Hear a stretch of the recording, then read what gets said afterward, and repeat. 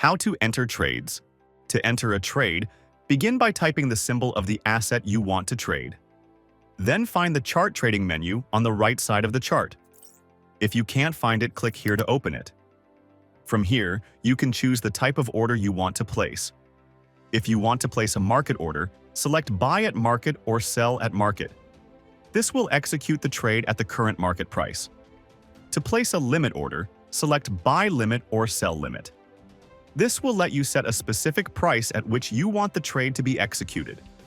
If you prefer a stop order, select Buy Stop or Sell Stop. These orders will be triggered when the price reaches the price you set.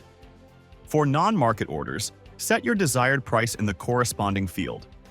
Then, enter the number of contracts or shares you want to trade. Double-check all the details and click the button to place the order.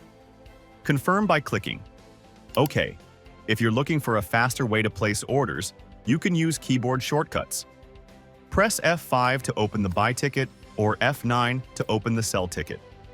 You can use Shift to place a buy order directly on your chart, or Alt to place a sell order, or even click and drag a stop order from an opened position, as you can see. Another option for placing orders is the bid-ask board. Type the code of the asset you want to trade, enter the quantity, then click the buy or sell button. All orders placed on this panel will always be executed at the market price. To review your orders, go to the trade menu and select Order List. From here, you can check details, modify orders with a right click, or cancel trades. And that's how easy it is to place an order on BlackArrow.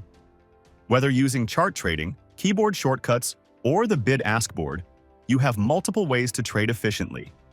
See you in the next video.